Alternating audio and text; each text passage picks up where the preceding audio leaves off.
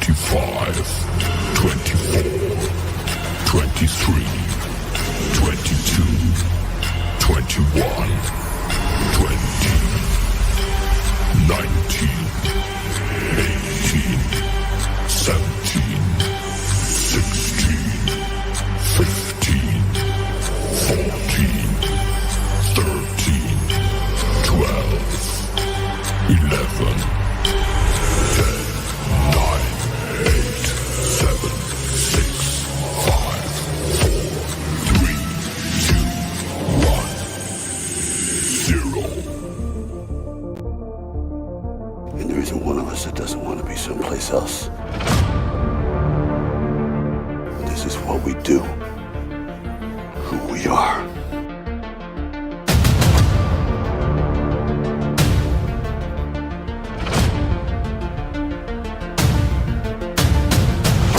Survive a war, you gotta become war.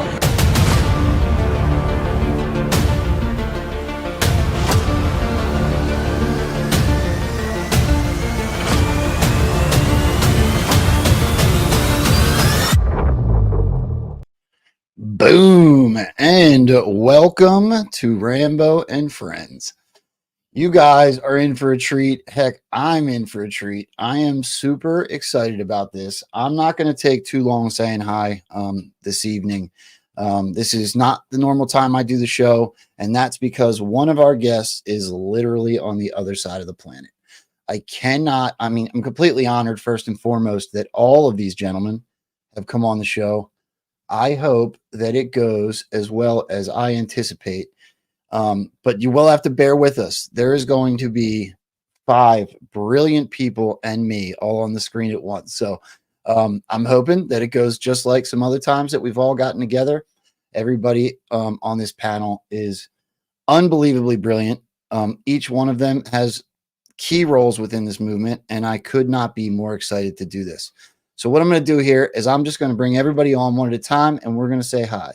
So with that being said, you just happen to be the first click. What is going, Mark?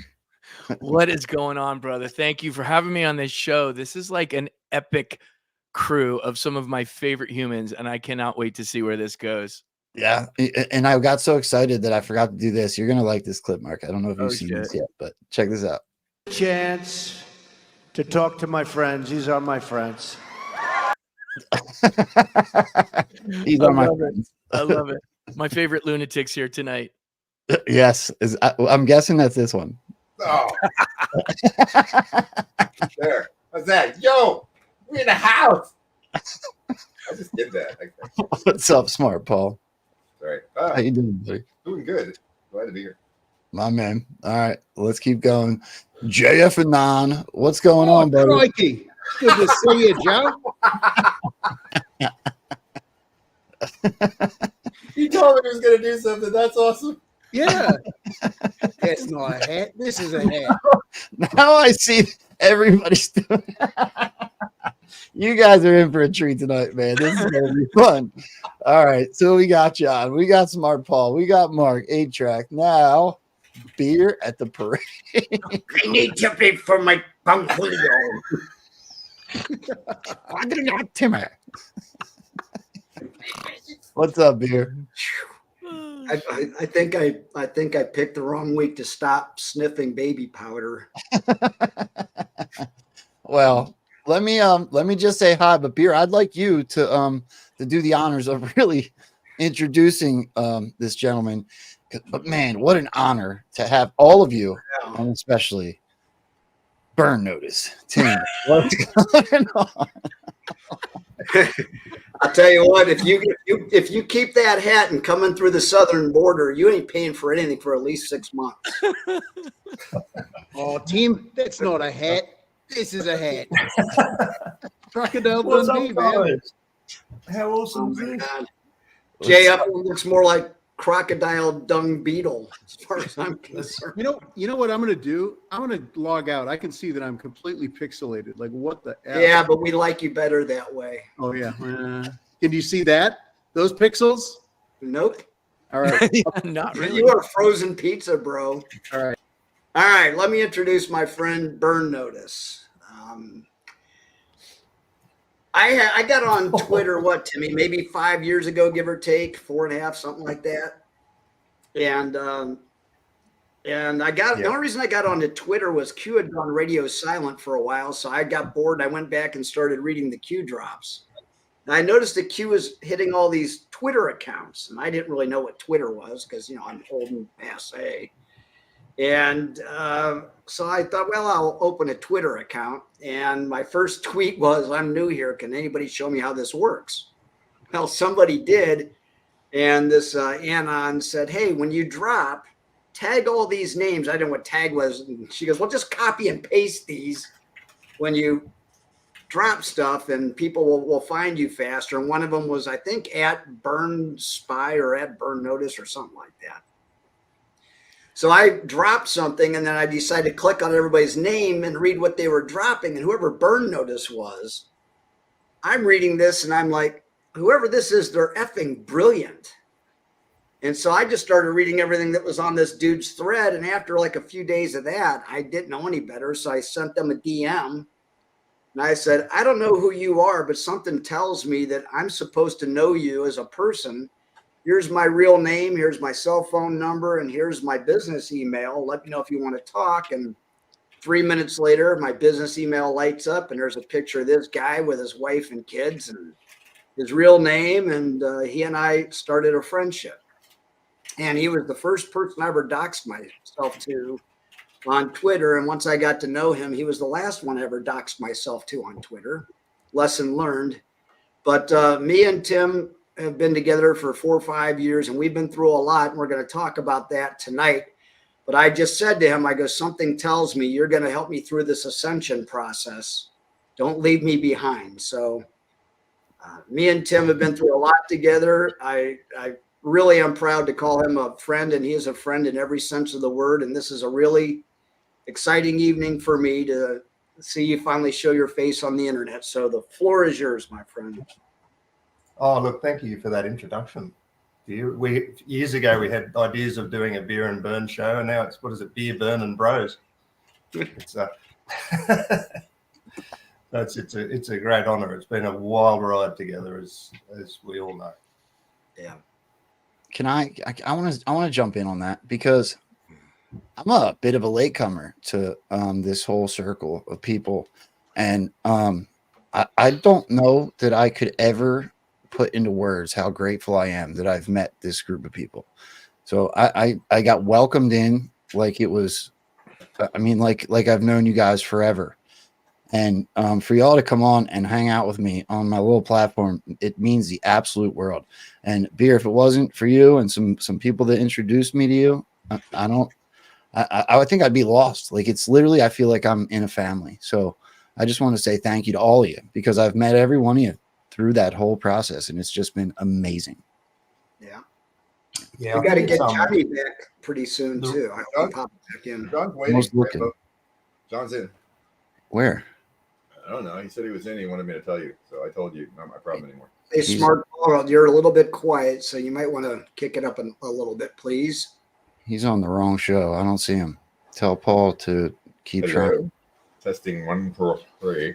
That's good. Thank you. Oh my God, I'm taking over the show like it's mine. This is like my Friday night Zoom. I wonder how many times I'm going to be clicking trying to mute somebody. Not tonight, Satan. Not tonight. It's me. Well, I'll take it for a second. So, Burn Notice. I think we're here to talk about a specific topic, which would be your Substack and book, correct? So I would love for you to give maybe a brief overview of what it is we'll be getting into and kind of just let the conversation go from there.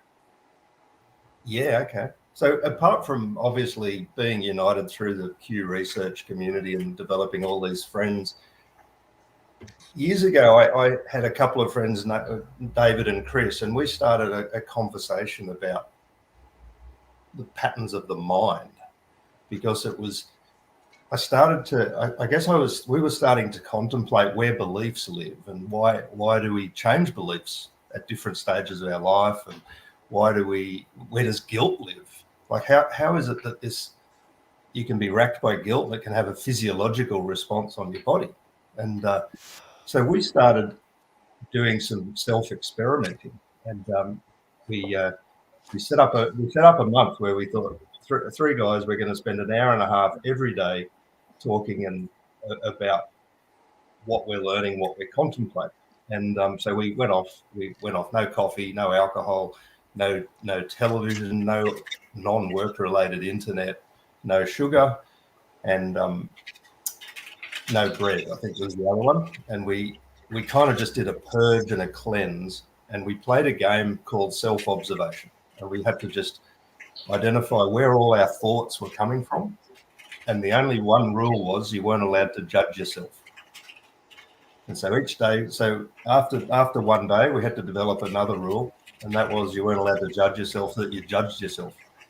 Because we realized that the entire narrative in our head was just, everything's just going to crap. I'll never amount to anything. I'm an idiot. Oh my gosh, I'm making mistakes and all this nonsense. And but what was really good was once you started exploring thoughts and where they came from, you actually can see a series of stepping stones, and it was one of the most incredible exercises to realize that most things come back to fear or ego.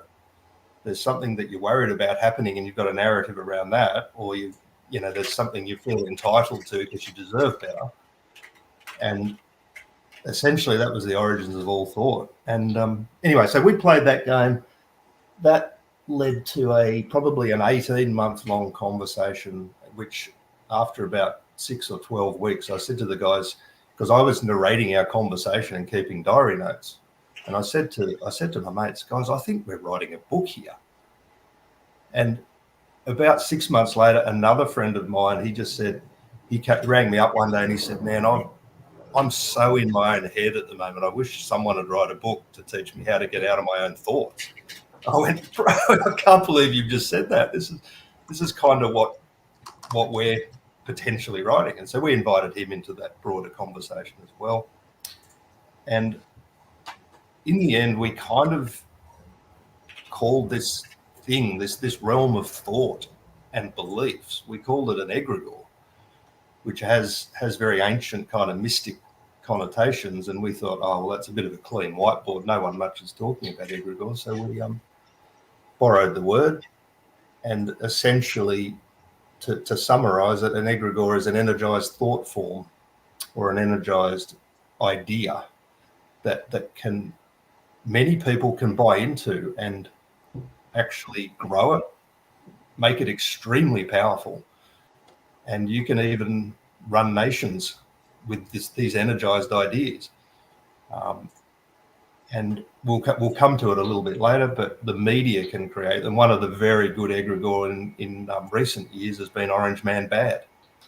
They just created the idea, plunged it out through the media into the world, and a lot of people believe that. And so I'll draw a breath there for a moment. That was kind of the origins of a incredible sort of body of work and thought processes. And essentially the book, the Substack that we wrote was our own deconstruction out of a whole lot of beliefs and almost into experience. It was like, what if I could move from belief in God into the experience of God? Because I realized my mind was really not big enough to contain something of that vastness. So rather than try and get all my right thoughts and everything lined up, I just went, let's experience things and see what happens. I remember, Tim, one time when you were trying to explain the subtle difference between a belief in God and experiencing God, you were on your way to one of your early morning cold swims. And you said, well, I guess it's kind of like this. As I'm walking up to the water and God is in me and with me and of me, God gets kind of excited that finally somebody gets to get him into a cold ocean early in the morning and experience truly being alive at 6 o'clock in the morning. And I'm like, because I was struggling because I refused to let go of my belief in God because I just can't let go of that yet. But then I thought, can you imagine how every conversation would change if you knew that God was in you and enjoying the conversation, how hard it would be to be judgmental and how difficult it would be to be short with someone or to be snappy with someone? And that's been with me ever since. I'm still working on it. I'm still a work in progress and always will be, but it's interesting to me. I think the trick is you don't move into disbelief, which is just a belief that something isn't, which is equally just another belief. It's still a belief. Yeah. Right. I want to say something real quick about that, Tim, because it was this Friday or maybe last Friday or both on our Friday night call when I first heard you say that, going from believing in God to experience God. And I didn't really understand it, but I have been thinking about it a lot. And the concept of the egregor is that you have to both have an awareness of it and a belief in it for it to exist. So it really makes sense, but by switching to the experience, you're not letting the egregor of God be what's with you. You're letting the actual experience of God. And I don't know, that's had a profound impact on me over the last couple of days as I've been thinking about it. So that's truly profound. Yeah, it's I mean, ideas are a fun way to experience life. And they're not wrong, but they can be dangerous when they get weaponized, or if they start to inappropriately control your own emotion. And I know, Paul, we had a conversation a few weeks back where you talked about really beyond the fact that I am and I'm conscious, most of what we deal with is our thought forms and ideas. And if you think about even the idea of historic war, they're egregor. There's strong religious often. There are very few things you can know, and so most of it is opinion. And so you're basically swimming in a universe of ideas. And so you can you can very easily create a false reality that you fully buy into without realizing that it's false if you don't think it all the way through. Yeah. One of the coolest egregor that lets you create mini egregor is like Facebook or Twitter. So what you do is you have an idea and you've got something and you post it out, and then you kind of stare at it. And then it's like if someone hits it that's pretty famous, you might get numerous likes, and other days you get none, and you feel, oh, that's no, gee, I really don't have a voice, or that was exciting. You're just making stuff up in your own head at that point. And some people, it's almost their true identity can move into that digital persona, and it affects their mood, whether they're happy or sad. This brings up that most people get most of their information through a screen. And so they think they know all sorts of things about the world, but what they actually know is what they saw on a screen that someone else told them or prepared for them. And so they don't actually know what the real world's like from having seen it necessarily. And that's where you get into the really dangerous stuff where if you have control of what gets to be on a screen, or you can prepare things that aren't factually true and put them on everybody's screen, you can convince the entire world that the entire world is different than it actually is. Can I jump in? I want to share an experience because I'm still trying to grasp the whole concept, and I think I'm starting to get a good idea of what it is that you've written about and what we're talking about here. But when you talk specifically about God, I want to share an experience and get your thoughts on this. So I experienced God before I believed, before I had faith in him. And that was only because of my situation, but I don't think that it's unique. I think that many people have been through that process as well. And I think that what we're going through in this whole Great Awakening has blessed people with that same experience. But for me, I honestly, I blamed the idea of God for a lot of my problems for a long time. But it wasn't until I realized, going through the processes of rehabs and jails and all the things that I went through, that I was experiencing him in my life before I ever believed he existed. And so that experience is what ended up giving me the faith. Is that backwards from what you're talking about, or does that make sense? Well, that's a lovely journey. And I think it. Oh, shoot. To a very strong Christian family. This is what happens when you're talking to people in Australia. Well, I had a feeling. I had a lot of deconstructing to do from belief. Go ahead, Tim. Tim. I think we got it back. Yeah, try again. Sorry, You're okay. I'm back. Yes. Yeah, so I needed to deconstruct because I'd had a lot of beliefs that I'd inherited since childhood. And what I noticed is once I got to about 40, I realized the beliefs I had when I was 20 weren't the ones I had when I was 30, and they weren't the ones I had now. I was evolving. And I never felt like I was wrong at any point. But I realized that I wasn't as dogmatic about certain things 20 years on. And I thought, why is that? Like, what's actually happening? And so that was where I started looking at the idea of the origins of belief. Where do they come from?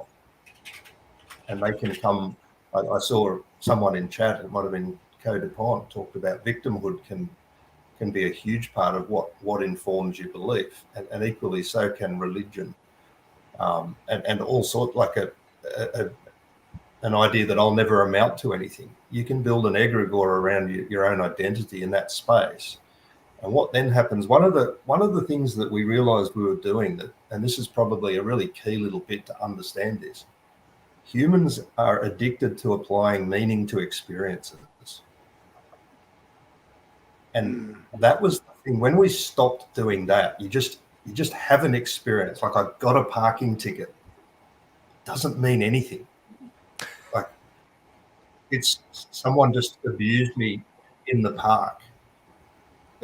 It actually is just meaningless. And I think a lot of our unraveling when we were writing the book was withdrawing from that idea of in just always applying meaning to everything that happens. Oh, God hates me. Oh, God loves me. that my day's going really good. My day's turning to shit. Like, we just make this narrative in our head, and it's all informed by stuff that's not within. They're external ideas floating around. Do you have any experience where women deal with this worse than men? It's my experience. It's my experience. Sorry, Mark. Go ahead. I didn't mean to step on you. No, I was just gonna say, like, you're right, Tim. All right, we it's part of the human condition that we just immediately seek to apply meaning to experience. It's so much part of our condition. It makes me wonder, the egregor as a whole is part of the entirety of human history, right?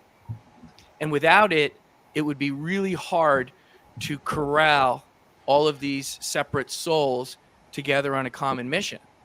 So it kind of feels to me like, instead of using the egregor to take away the concept of God, the egregor is a tool of God, but with all tools, it's a double-edged sword, right? Because if used properly, it allows us to have the context for that feeling that we are going to have the knee jerk. I want to assign meaning to this, right? It's going to happen. Like, so when we're meditating and trying to be the Buddhist monks that we want to be, like, that's one thing. And obviously that works for us, but most people don't do that. So knowing that the masses are going to go with that, I think it's like up to us to accept that the egregor is part of the human experience. And then how do we best work within those confines so the evil people who have been using things like COINTELPRO to shape the egregor lose their power? Yeah, that's a really good point. And the Substack that we wrote, we called it Feeding the Egregor. And that, I think that implies that, we can excessively energize these things to the point where they almost become weaponized, or where you would fight someone over a belief. You'd have a stand-up argument with them, which in a way is a bit odd. But humanity wouldn't survive without an egregor. Like, so essentially what they are is they're the structures of fear. But if you don't have a healthy amount of fear, then you wouldn't survive.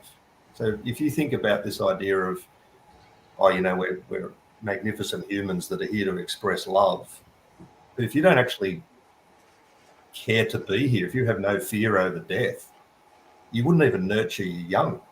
So you need you need this idea of a fear and love kind of go together, so that you understand that you're here to express love, but you also have a little bit of fear that I don't want to not be here, and that's that survival instinct. And so in a weird kind of way, humanity's been in limp mode or survival instinct for a long time.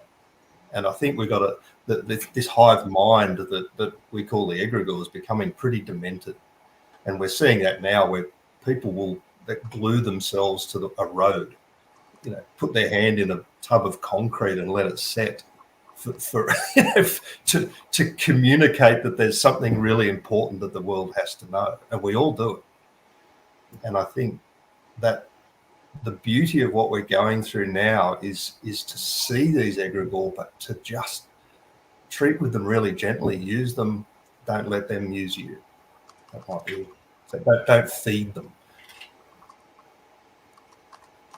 I love that concept of feeding the egregor, and I wish Wi-Fi John were in here right now, but I think Paul will get this. In that article that John sent us, I don't know if that was yesterday or that paper, it talked about how you can stop feeding the egregor. And the specific example was, you're a public figure, your image is rising, and now you've become an egregor, and like maybe you're getting too much praise on something that you don't deserve, and it would not be a good idea to feed that and then create this mythical version of yourself that you can't maintain. Right. And you know what they said? And I think Paul's going to get why I think he'll like this. They said the way to stop feeding the egregor was to stop giving it consistent input. Right? And so Paul and John are constantly pointing out the absolute absurdities of what's happening in the news right now. And I couldn't help but think, is that the counterinsurgency? Are they breaking the egregor by making us so utterly like dumbfounded and confused with the most ludicrous, inconsistent news ever? Like, a guy just burned himself in front of the Trump, and now we're seeing all this evidence that it was like most likely just completely fake. Like, it's absurd. Yeah. It makes no sense. And maybe that's the whole point, is to kill the egregor. Yeah, I mean, I think they've been doing this actually for decades. They've planted a bunch of media stories that are really unbelievable if you think about them, but they were so unimportant at the time that nobody noticed. Like, personally, I don't think these furry conventions are legit. I don't think there are nearly that many furries. I think this has been put out there to be absurd, right? Same thing with My Little Pony, by the way. I'm wearing my My Little Pony shirt. Remember the whole thing about the bronies? Have you ever met an actual dyed-in-the-wool brony? Nope. How many media stories were there about bronies? Everybody I knew was making fun of the bronies, but we never knew any. They didn't exist. Hey, Joe, I think John's trying to get back in. If you could turn off the fake and gay filter in the filter's still on, dude. Oh, hold on, John. Before you say hi, I want to let me say thank you to people before I lose them. So Jenna Hayes gifted a $20 Rumble Rant. Always an amazing show and good people. Can't get it better on a Monday night. Thanks. And then That Thing of Ours, who comes on at 7 o'clock at night, also here on Rumble. That Thing of Ours, USMC Wife 69, $10 Rumble Rant. That Thing of Ours loves this roundtable. So thank you very, very much for your support. If you guys could all hit that thumbs up over there on Rumble, on YouTube, and share the show out on Twitter, I'd be super grateful. Is the fake and gay filter must have went away? No, man, I don't know what the hell. The Xfinity has a huge down detector footprint here in Minneapolis, so I don't know what the fuck. Frustrating, but you know what? It's probably better than nobody has to see my face. I'm glad you're back. I like your face. I got to tell you, Satan hates these sorts of conversations. I knew that we were going to get piled on tonight. I just knew it, and I was expecting it. I'm not worried about it. No, it's all good. I haven't been able to listen yet. Hey, Timmy, while I got you here, one thing I know is that the deep state, they want us to live most of our life in fear, uncertainty, and doubt, and they throw everything they can to kind of burn up our mental RAM so to speak, so that we're always worried about something. And I remember Q said, you people have never known what it's like to truly be free. Is there any attachment to what I just said to what you're trying to teach us? Yeah, that's a really good point. I think looking at the geography of the egregor is a really good example. We've got a second book. I don't think it's on the Substack yet, but we're just finalizing an edit. But it's called The Third Space.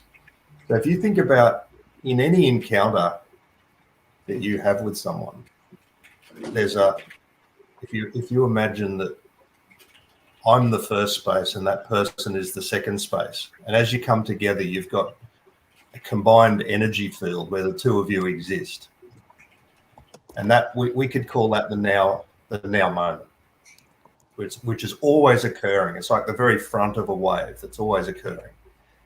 And if you then think, okay, in concentric rings, if you go out, the fourth space is rules and culture, and the fifth space is belief.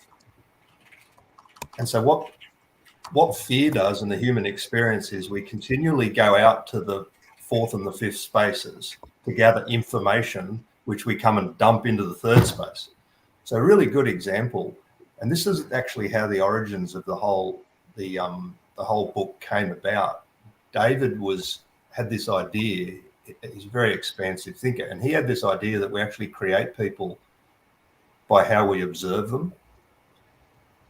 That as the way we bear witness to people, in fact, can create our reality around that person. So, case in point, imagine you're out at the pub and there's a new guy comes in and all your mates go, oh, here comes Trevor. Trevor's a dickhead. Like, he will annoy the shit out of you. And so Trevor comes over and opens his mouth and you go, yep, he sure is. And you've got that created environment around him, but it's all information from the fourth and fifth space, which essentially is accusations and memory. So that what's out in the fourth and the fifth space are just these recycled memories and accusations that are, many of them are centuries old. And there's just like a soup of circling around, and yet the pure water of the third space, which is always occurring, we're distracted from it. But imagine if Trevor comes in and someone says to you, oh, here comes Trevor. He is seriously interesting, really lateral. And he opens his mouth and you go, wow, I love this guy. He's wild. He's a bit out there, but he's very cool. Again, and then that energy around him, as you are intrigued by someone, I think there's something to the fact that his energy resonates with your witness of him, and quite possibly he might even start thinking of new things and behaving in a way that might be slightly different from how he would have if you were observing him to be an idiot. So it was that was kind of the very early inquiry that David brought, and that was when we started going, well, where do we get all this requisite information from?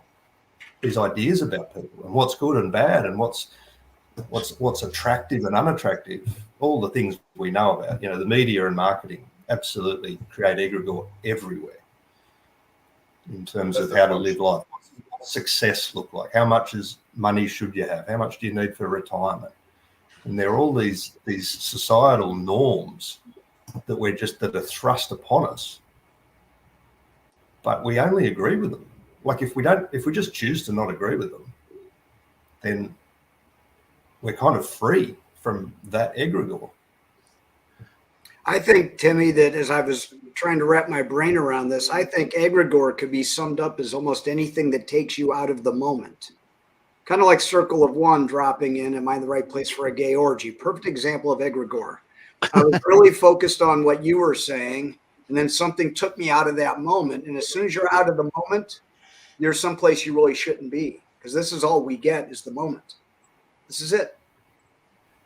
Yep. I got that comment. Can I want to ask something. So I obviously haven't done the research that you've done on this egregor. And when I asked you this the other day, I kind of thought it was off. But now the more and more you talk, the more I see parallels. So I have looked pretty deep into simulation theory. Just a really quick, brief overview. The idea would be almost like the Matrix, right? So we start out in the Stone Age, and technology advances further and further to the point where we're now looking into an AI future, right? So there's all different ways that you can live in virtual reality. And the idea would be that you end up plugging into the system somehow, and then the program could start over. So it would be like almost how many simulation theories we could be 75 generations in at this point. And that would kind of give some logical reasoning to like why history seems like such a lie, why we're so divided and people can absolutely believe both sides of any argument, right? And when you were talking earlier about challenging these egregores, all I could think of was the Matrix, where Neo walks in and the kid's holding the spoon, and the kid tells him, you know, don't try to bend the spoon. There is no spoon. It's you that bends. And so that scene was all I could think of while you were explaining challenging this egregore. I truly see a parallel. Go ahead, Smartball. I want to make a point about that spoon comment. I realized when I rewatched those scenes from the Matrix that I could fully read through everything they were saying metaphorically, and I think that spoon, the reason it's a spoon, is because people are spoon-fed information. If you just refuse to see the spoon and not be fed, then there is no spoon. Boom.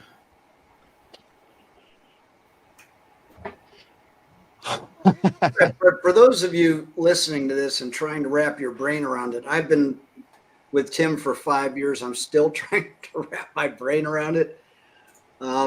It's an elusive topic, and I think it's going to mean something a little different to everybody. So there is no solid answer here. This isn't an algebraic equation where x equals 1.5. It's going to be a little different for everyone based on your experiences and where you are today. So don't feel like you've got to grasp this one. This is a slippery bar of soap. Well, that and I'm a moron. Well, you know about bars of soap. You drop it, kick it home, kick it back to your cell. I was in the Army, not the Navy. But hey, by the way, can I introduce JFanon since he teed it up and now it's burning? God, my upload speeds are just absolutely horrible. Sorry. Yeah, You sound good though, John. Hey, thank Dude, you. you actually sound more intelligent than you look. This is impressive. This is amazing. I'm a 8-ball right now. Tim, were you going to say something? Joe, just coming back to your theory about the simulation or the matrix. If you actually think about this idea of the now moment and trying to be less distracted into memory, into these memory loops, and just look at the possibility of what's occurring now, that concept is not miles dissimilar to what people call the singularity. If you think about potentially how we're being trained and how AI could even be training us, it's very interesting, because essentially what we're saying by having a now moment and being deeply aware of our creative capacity, we're essentially saying we're living in a realm of infinite possibilities. And a lot of ancient religious text has talked about that. Like even in a Christian context, most people say, well, do you believe that all things are possible in God or, through Christ? Most people would go, yeah, absolutely. But we don't kind of live the experience of that. And if you think about all things being possible in a heavenly sense or a multi-dimensional sense or a miraculous sense, whatever words you wrap around it, then you're actually living in a realm of complete uncertainty. Because the moment you're certain about something, you've locked away all other possibility. And yet religion has been all about correct belief and making sure you're certain of having that correct belief.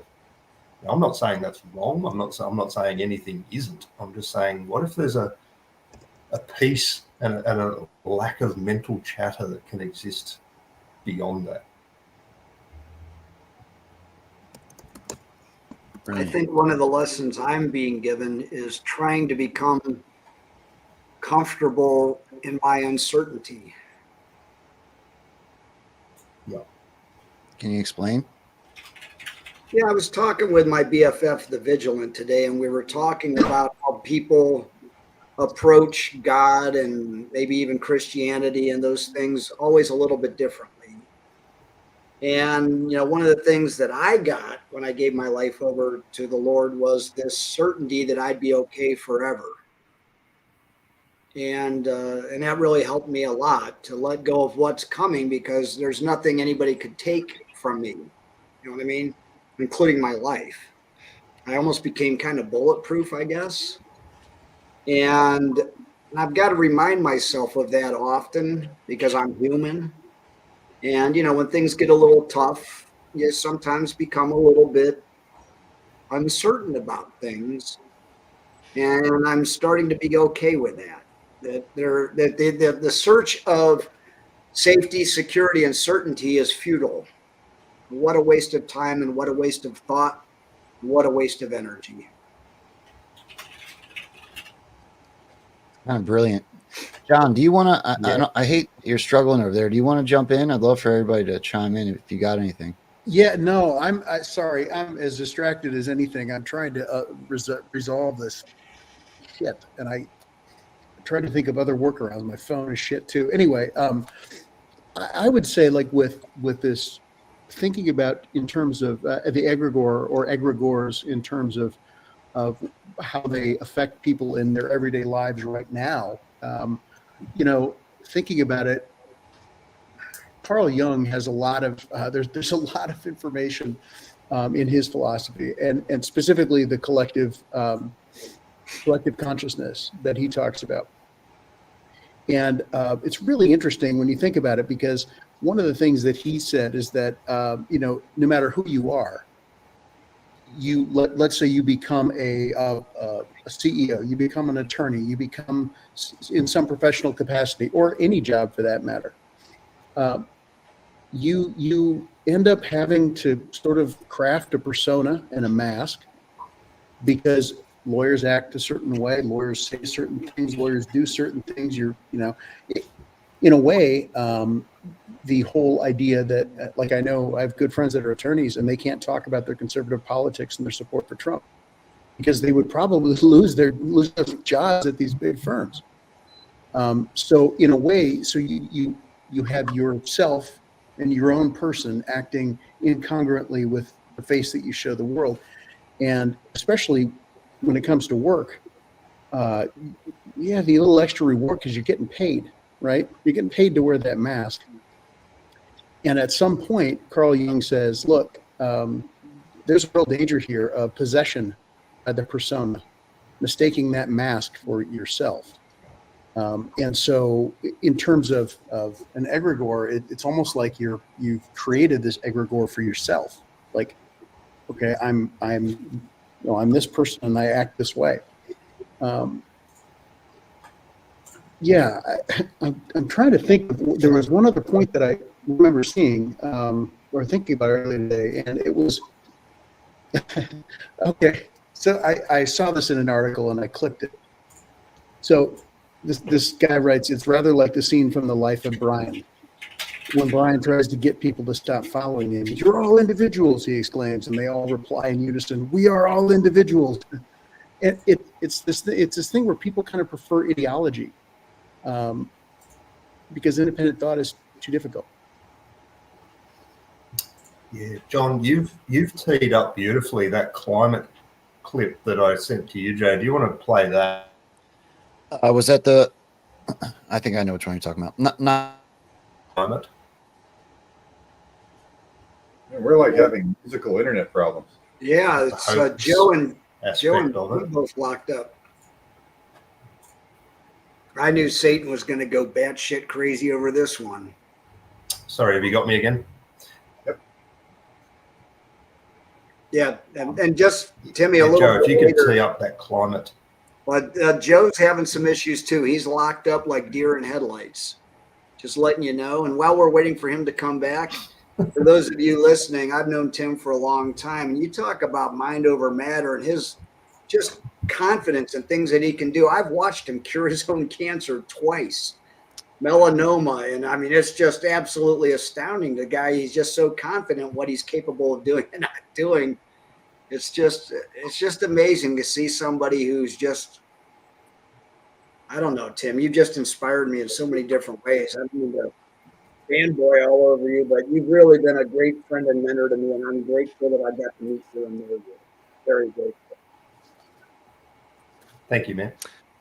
I want to respond to something, Tim, you said at the very beginning of the call. You were talking about a Facebook and how people's identity becomes this like new digital version of themselves.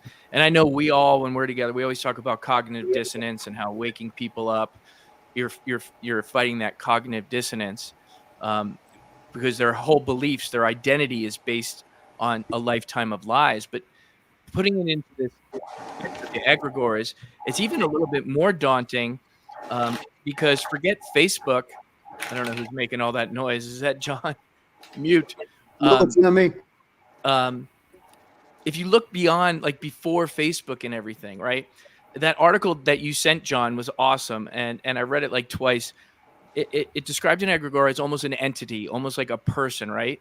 And if you think about these egregors that have been created, like for most of us since birth, they were like our parents, right? So parents model behavior. We learn what to do by modeled behavior, which is obviously why they want to take, both parents out of the home so that the state can be the parent. But you're not just fighting with the cognitive dissonance, you're fighting with this persistent egregor who's modeled this false behavior that people, so it's not just like they can have that moment of a aha and get over the cognitive dissonance. It's around them 24/7.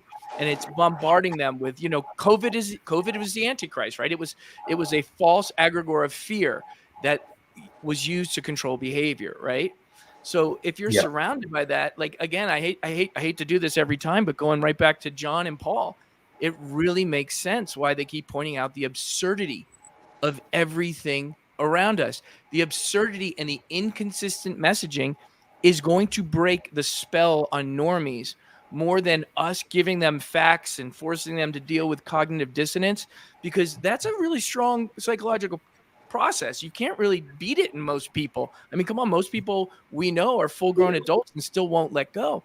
But if the world is getting more and more ludicrous and the egregor of the mainstream media was what you were taught to trust as gospel, and now it is completely inconsistent, your belief in that egregor is ultimately going to fail. And that seems like where we're headed. It really puts the whole Great Awakening in a much better context for me, because by obscuring and putting absurdity into everything, that beast loses its tentacles. People don't trust it anymore. I don't know. That's what it's feeling like to me. What is that background noise I keep hearing? Sorry to derail here. Joe, but you guys hear me? Do you want to tee up the climate clip? And because JFanon teed that up beautifully with the idea of, it's a little bit like the science community and the education community. These people are weaponizing essentially how to. Just have to bear with me for a second so I can pull it back up. That's never happened at this house, but my internet completely dropped out, the whole house. So I apologize, but yeah, give me 1 second. I can pull it up for you. I just muted myself so the background noise is not coming from me. I think that's maybe A-Track. Is that fan you were talking about earlier? Nope, he's muted. It's still going. Is it a bloop sound? I just made my phone silent because I was getting a machine running, almost like a photocopier going back and forth or something. Yeah, I hear it too. Here, I'm going to mute myself because it could be me. Hold on. They don't want us having this conversation. They don't want people thinking. I know, right? I've never had my internet turned off completely. John's is doing its thing. Like, they don't want people thinking this way, because once you think this way, the boogeyman doesn't exist anymore. You can go from what Tim said, from belief to experience. And when you experience it, I remember when people used to talk to me about like putting a spell on you and stuff. When I went through that sort of phase, and people were like, "Oh no, they cursed me," and I just immediately knew that you can't curse me if I don't believe in curses. Yeah, you're absolutely right. And we always joke about, CIA Steve or Agent Smith, but like this is legit. I've never had my internet drop out. Computer issues once in a while, but never my whole internet. Are we looking at Fred Bobulinski, Tony's brother? It's Beavis Bobulinski. Would you like me to give it a play? This is out of the documentary Climate, and the climate essentially saying that it's a bit of a hoax, and these are the scientists that are calling it out. So it's a relevant clip to what we're talking about. One of the reasons you can build a consensus in a community is because anybody who is skeptical of that consensus essentially gets kicked out of the community. Speaking out in scientific ways that go contrary to the consensus, I would say is a career killer for people at the early stage of their careers. If I were 30 years old in a university trying to make a career, I would certainly keep my mouth shut. And in fact, I went to some effort to keep my mouth shut when I was younger. I knew climate was nonsense then, but I was a little bit careful.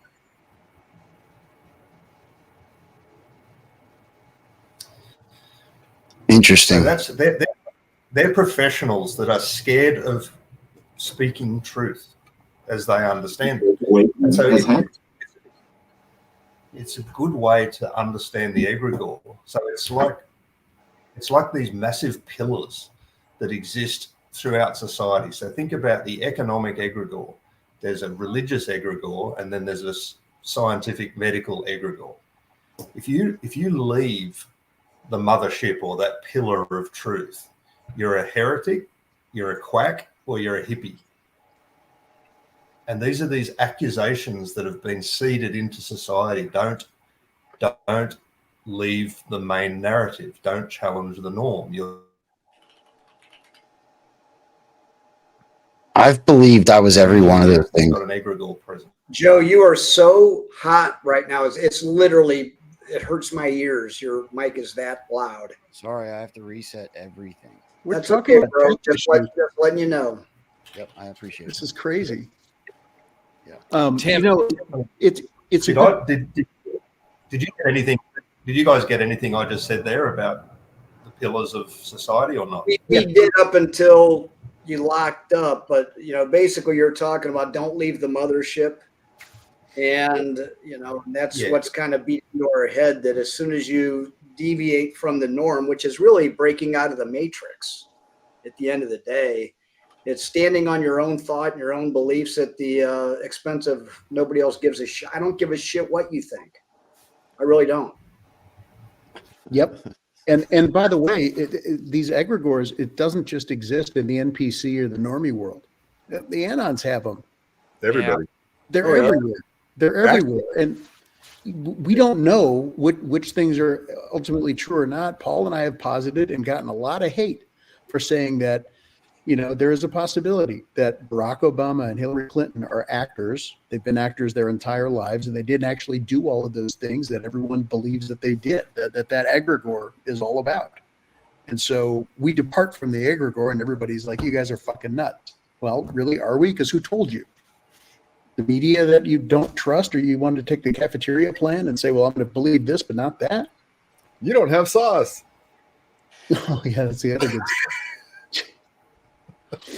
That's why I love that you guys do that, because it doesn't matter if you guys are right or wrong in any instance. What matters is that you are forcing all of us to depart from the egregor, and that's where truth lies, separated from the egregor. So it doesn't matter if you're right or wrong. If you piss off enough of us and we start thinking differently, you've done your job. You've really done your job. Yeah. I mean, it'd be nice if you guys were right a bunch. That'd be nice. That'd be cool. The only reason I want them to be right is so I could say I knew them back in the day. That's all. It's just pure ego from where I'm sitting. But don't you think that's why we all found each other in this world, right? To your video that you just played, Tim, it's like, if you don't bend the knee, you do not have a future in corporate America. And I was a rising person in corporate young, and everybody was excited for me to do that. And I just couldn't. Back then, I didn't think this broad. I was awake, but not like this broad. I didn't know why. I just couldn't do it because I wouldn't bend the knee to a group of people lying together, lying to placate each other's like egos and fears. And that's why we're all here, because none of us did that. The Matrix doesn't have us. Hey, I want to bring up one thing today. I posted a video on Twitter because I stumbled on this thing, and it's 13 minutes. Stand these accusations. What? I think Say that again, Tim. We had a little lag on you. We'll stop talking right now. It takes a fair bit of courage to withstand these accusations of heretic, quack, and hippie, and to just walk confidently in your own space. Amen.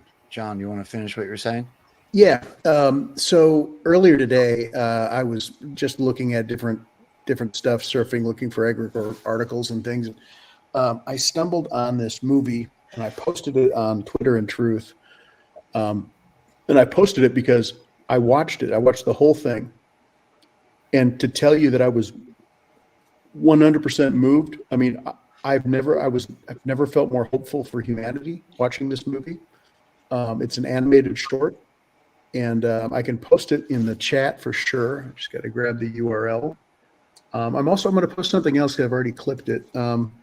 So the Substack that I just posted is the guy who did the movie. So after I got kind of obsessed with the movie, like, well, I got to learn more about this.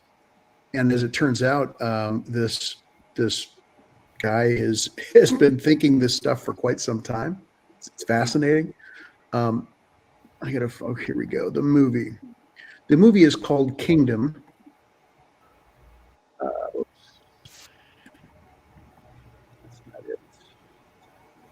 It looks like medical cannabis might have already posted it. Yeah. Great.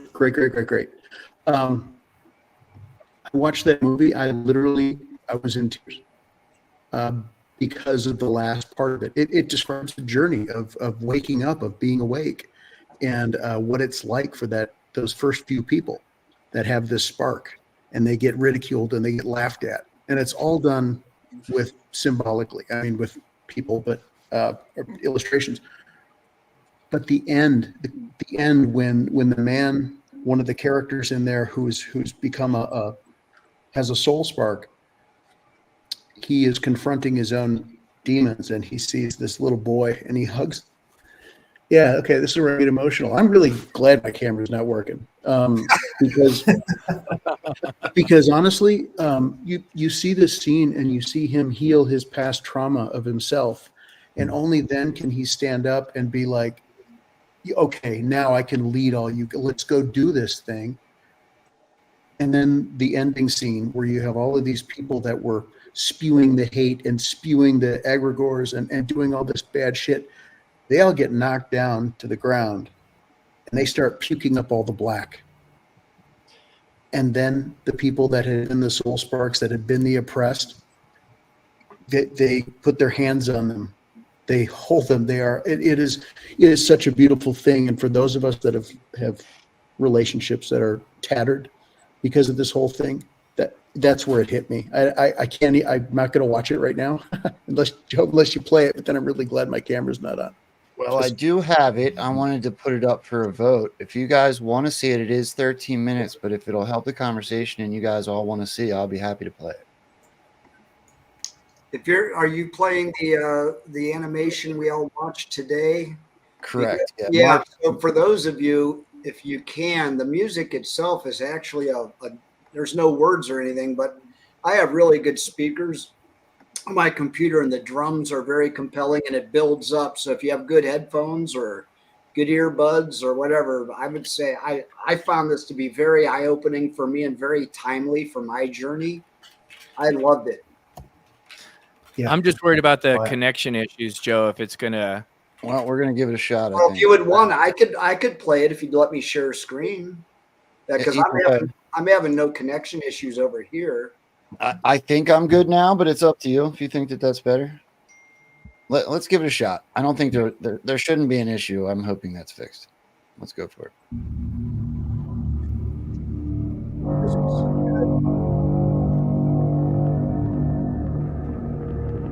Joe, move your mouse somewhere else so that bottom bar disappears on the video. Just move off the screen if you can, if you got another monitor. I'm off the screen. That's kind of there.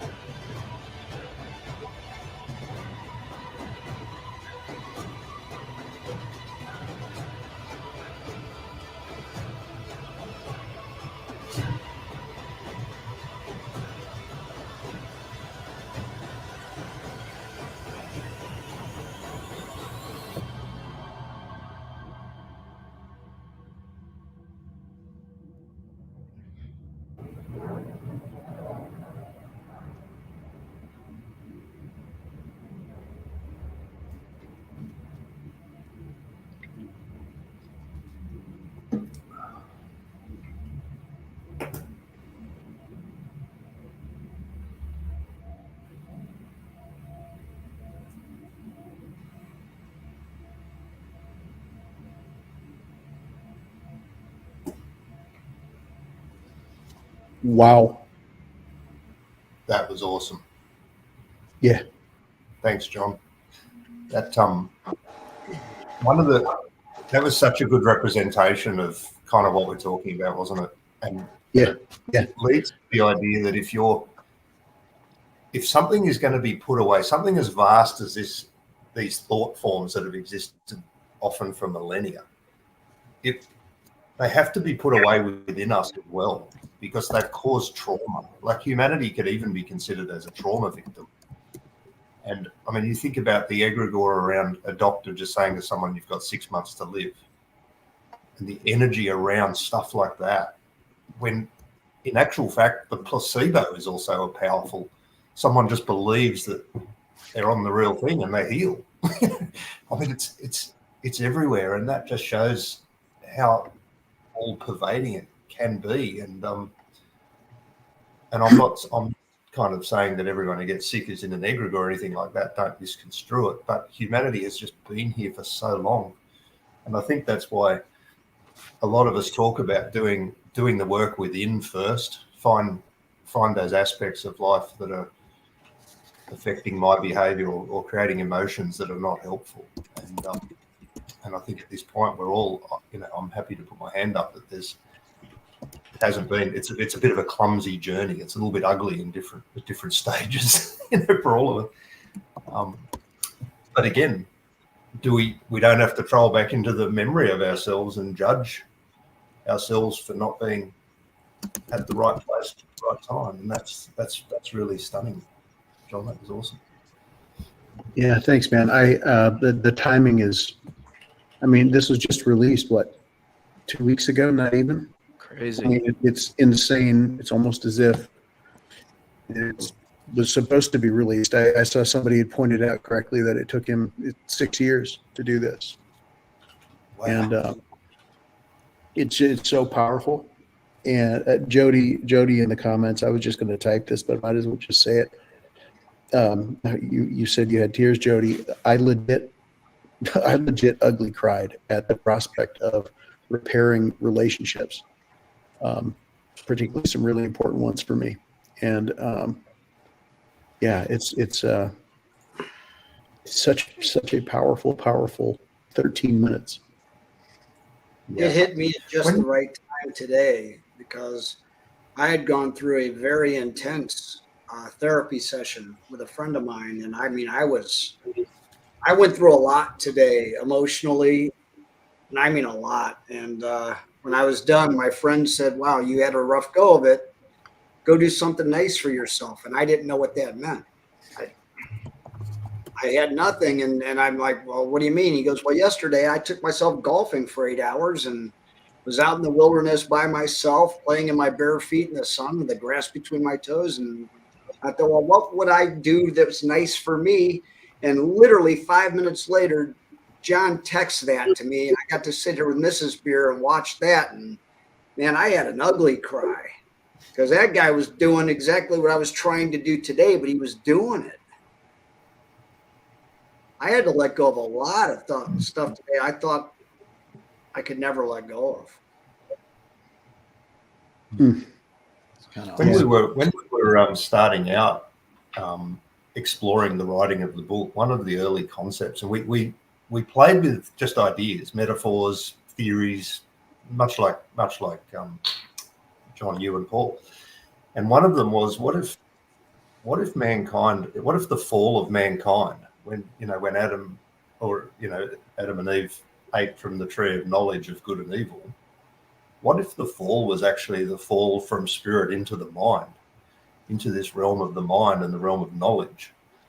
And again, I'm not saying that's right. It's just a fun exploration to go, what if we fell and then at some point the idea of the kingdom comes back to earth and we become aware that we're actually stuck in an egregor, in a massive thought form that has contained human consciousness, probably with some merit, to be honest, so that we learn and advance ourselves.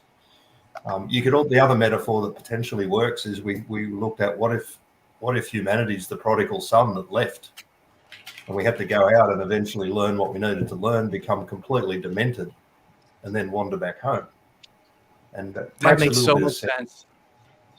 Yeah. Yeah, it does. That makes so much sense. If we were in the previous realm or the other realm where we came from, and we were pure soul, right? And spirit, and we needed to then grow and evolve. How do you do that when you're in the most pure place? You have to come to this construct where you're literally in a prison of the mind, and then regain connection to your source, to your soul. If you can do that through the noise and the egregors, now you've figured out how to grow your soul before returning to that realm anew. Paul, do you want to go? I want to tell you guys what I think, but I want you to go first, Paul, if you got something. Well, that's chicken. Uh, yeah, I am at a disadvantage to some in that I've been extremely lucky, which early on wouldn't have been seen as lucky. It would have been seen as the opposite. But just because of the way my life progressed, I ended up being able to shed a lot of the ego and a lot of the BS that a lot of kids have. Because, for example, I don't know what it's like to not know what I wanted to do with my life. So I wasn't out searching for meaning when I was a teenager. I just wanted to program computers. And so I did that. And I got, I didn't have most of the social life that most of the young people have because I was too busy being productive. Right. But so the good part of that is that I didn't get a lot of the egregores that most people have. Right. I wasn't out chasing acceptance from everyone around me because I was just universally not accepted. So on one hand, that made me very tough mentally. On the other hand, I didn't, have the same experiences. I'm not sure if that's a good or a bad thing, but also my girlfriend right now is really rational and really in tune with what's going on. So I don't have the same disparity of connection that a lot of the other people in the world have, where you have like one spouse that is waking up and the other spouse thinks they're crazy, right? That, to me, that is unfathomably horrific if you're in that situation. I know some of you are, and it's so I look at that kind of from the outside going, oh man, that would suck. I'm really glad I'm not in that position, but how can I help? Because it would be awful. So that's kind of my input, if that makes any sense. Just on that, that's a good point. One of the other little quips that we kind of explored was what if all conflicts are angels of love with a message? And, and again, if we're unraveling, like coming back to that little video we just watched, that there's darkness within that we've all explored and perhaps given permission to, maybe inherited, maybe it's in our DNA. But potentially these things that are horrific on a superficial level, if you can actually look at it and go, well, what's the message behind that? And often it will be entitled, or there's a lesson to be learned through it. And again, if you can not apply meaning to experience, which is really hard when some of the trials are pretty savage. Yeah. But I kind of think that's the there's a Bible verse, I think Romans 8:28, that says, count it pure joy when you face trials of every type. And it goes on in the fact that you're being conformed to ultimately to the likeness of Christ. And what if we're even talking about the mind of Christ? What if there is a realm that's away from the egregor, and that's what was being discussed? Anything's possible, but I just love expansive conversation around this because it feels like we're everything that's not helpful for the human experience is being exposed at this point in history at warp speed. Yeah, one of the things I think that's really important to keep in mind is when you look around the information space, there's a lot of stuff that someone is preparing. Someone has planned at least some of this stuff. And so some of that stuff that they've planned may look horrific, but there may be a hidden reason why those things are happening. And I think when you see that the excellent movie Kingdom, that's what someone's trying to accomplish, and they're doing a damn good job of it. So, yeah, the timing is unbelievably perfect. Yeah. And Joe, after you talk, I had a couple of chat things I wanted to address. Okay. I hope I can put this. I hope I can get this whole thought out. But and I'm probably much more surface level. You guys are a lot deeper, but I think that it's going to draw a really kind of a crazy parallel to put it into words. But I literally saw Q in that whole video.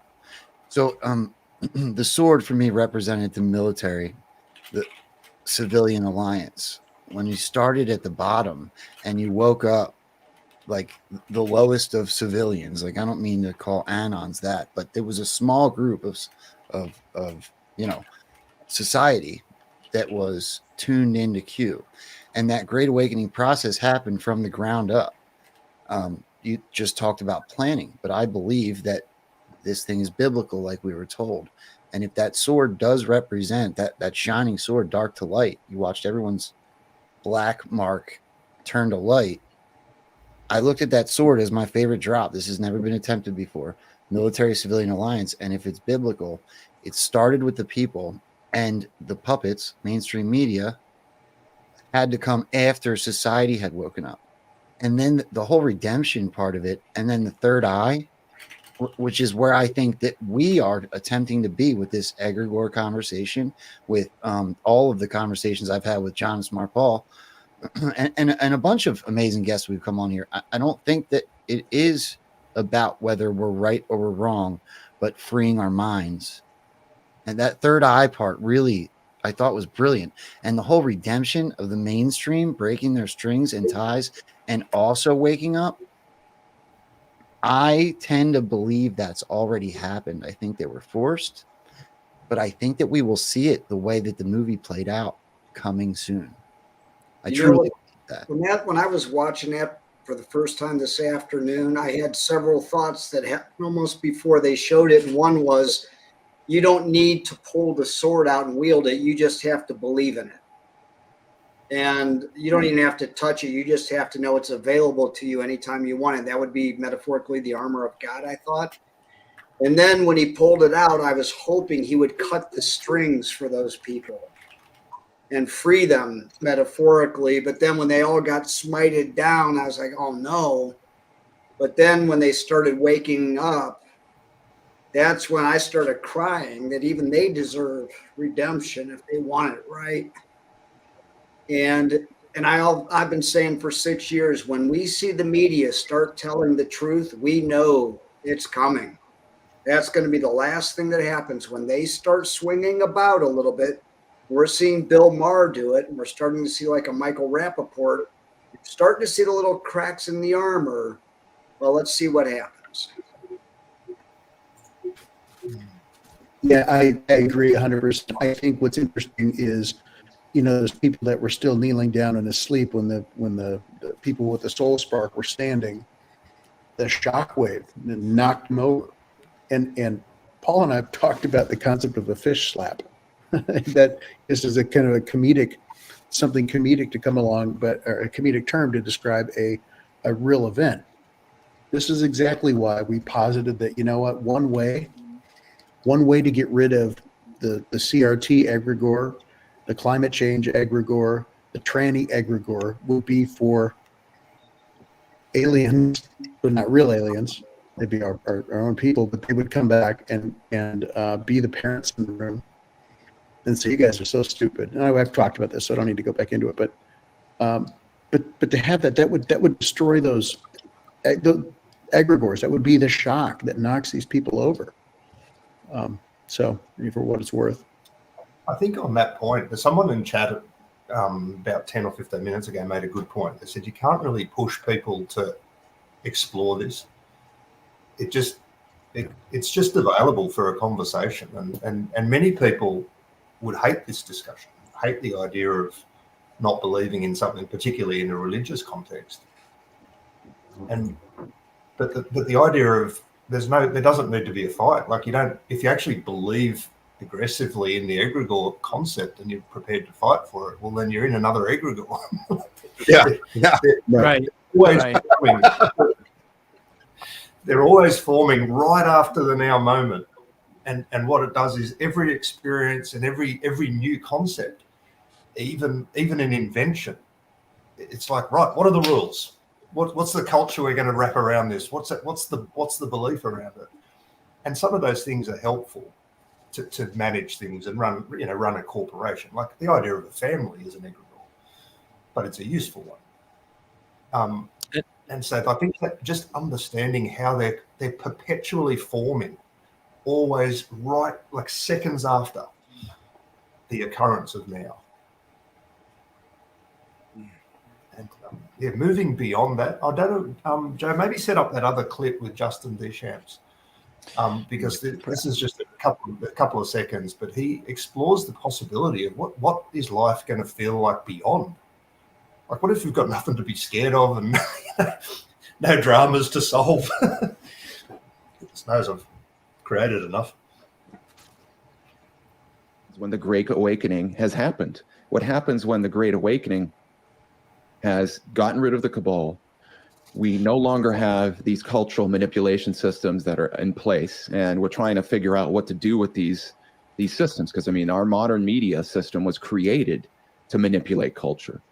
You know, it was designed, modern media was designed wholesale to manipulate your mind, your thinking, your beliefs, your values, what you think being a man is, what you think being a woman is, what you think is anything really, running a business, you name it. They created one of the most sophisticated and successful systems for manipulating our thinking through various cultural mechanisms, modern media being one of them.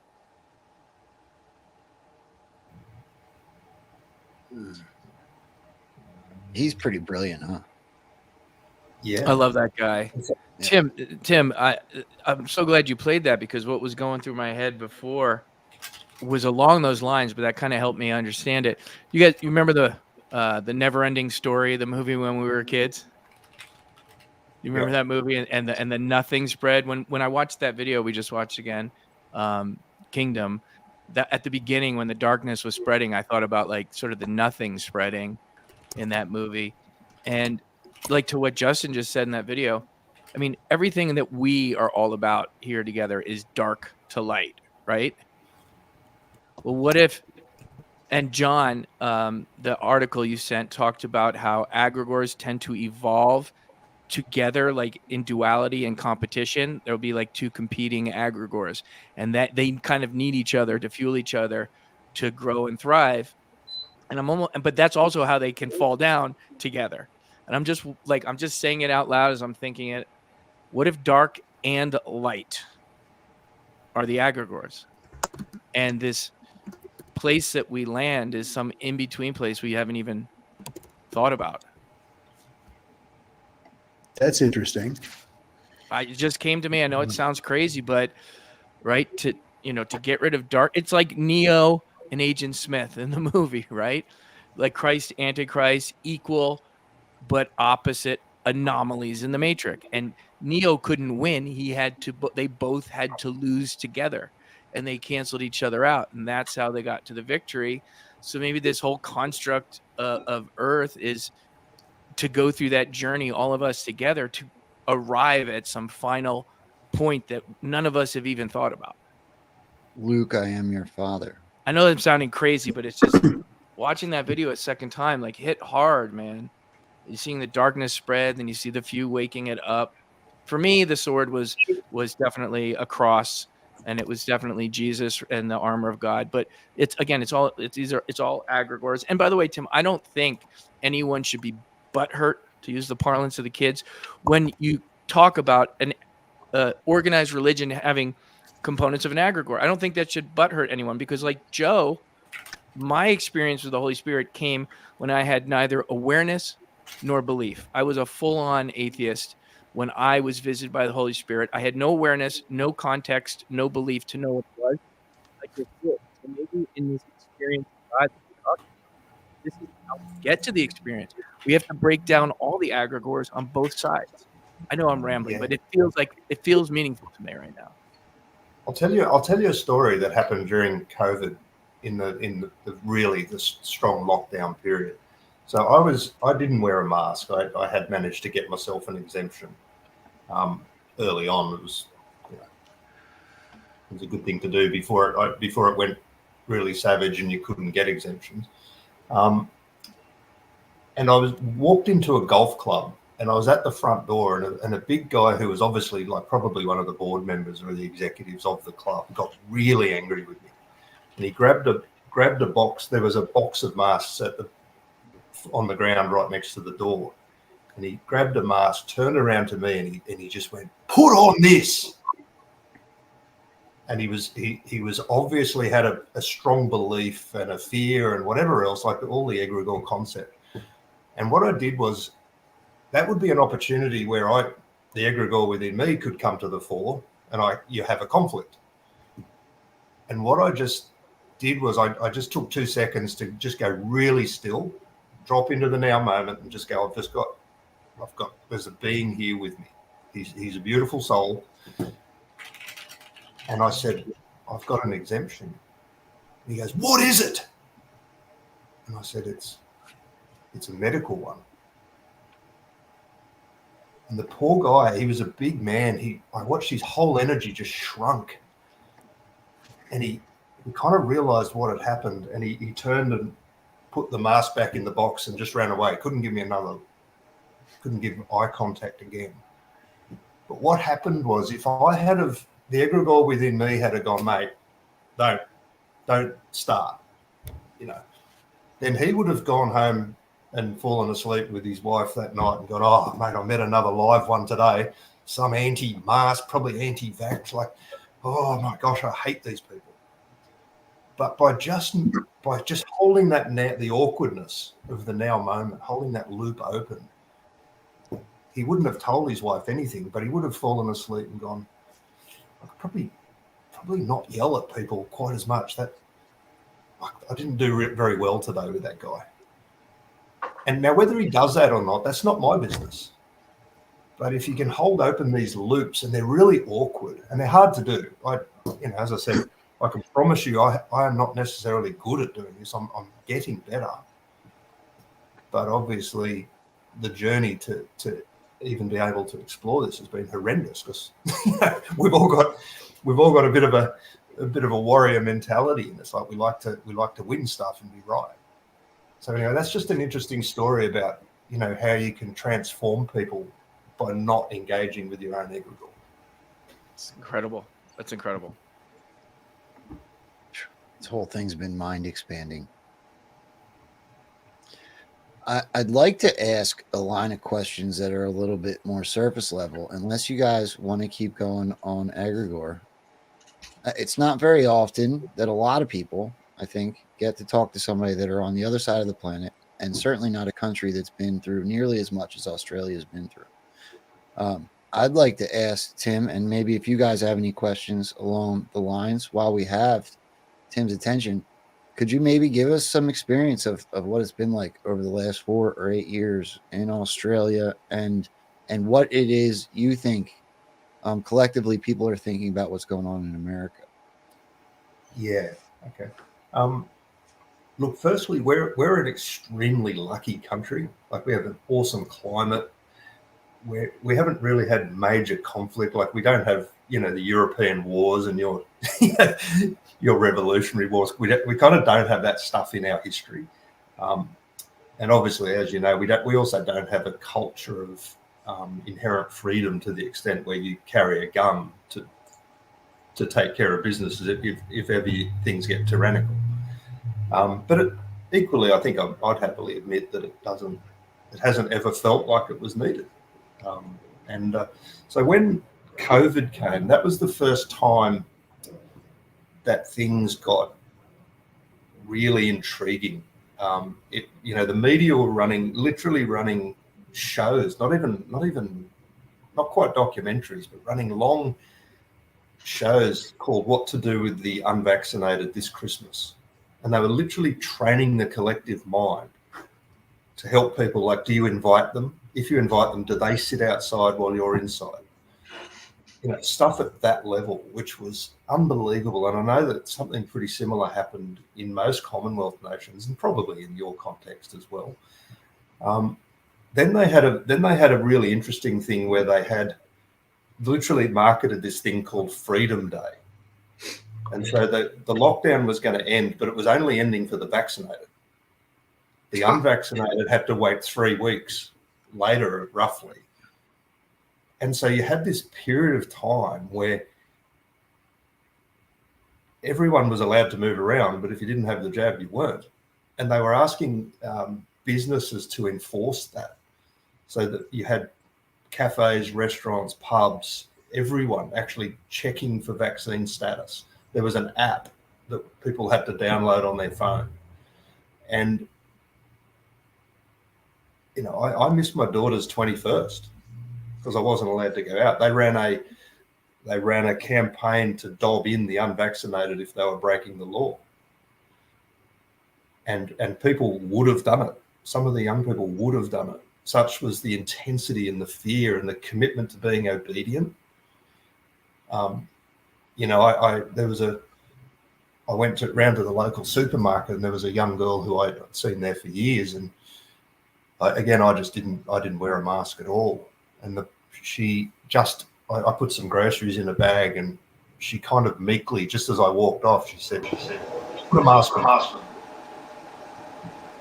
Paul, you might want to mute. Something just happened. Whatever you touched gave a whole bunch of feedback. It sounds So better you now. had what happened was, collectively,